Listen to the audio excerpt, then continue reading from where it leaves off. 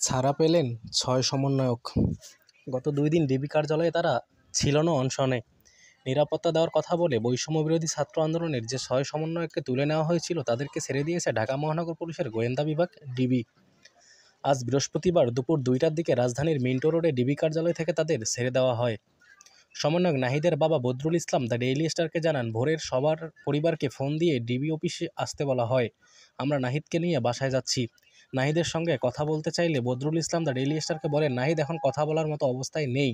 তারা ২ দিন ডিবি অফিসে অনশন করেছিল, সে এখন শারীরিকভাবে বিপর্যস্ত।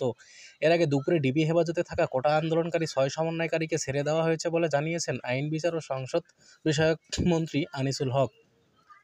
আনিসুল হক বলেছেন, কোটা আন্দোলনের ৬ জনের অর্থাৎ আটকাদেশ চ্যালেঞ্জ করে যে মামলা হাইকোর্ট দায়ের করা হয়েছে সেটা একজন বিচারপতির অসুস্থতাজনিত কারণে গতকাল বুধবার শুনানি হয়নি। একই কারণে আজ বৃহস্পতিবারও শুনানি হবে না বলে আমি জানতে পেরেছি। আপনাদের অর্থাৎ সাংবাদিকদের জানানো প্রয়োজন। উল্লেখ করে আইনমন্ত্রী বলেন, এটাও সঠিক যে তারা ৬ আন্দোলনকারী তাদের নিজেদের নিরাপত্তার জন্যই আমাদের কাছে নিরাপত্তা চেয়েছিল এবং সেই ব্যাপারে জিডিও করা আছে। তারা যখন বলেছেন তাদের নিরাপত্তার আর প্রয়োজন নাই, তারা চলে যাওয়ার ইচ্ছা যখন পোষণ করে, আমরা চলে যেতে কোনো বাধা দেইনি এবং তারা চলে গেছে। তবে তারা কখন কোথায় গেছে বা তাদের পরিবারে কেউ এসে নিয়ে গেছে কিনা সেই বিষয়ে কিছু জানাননি আইনমন্ত্রী।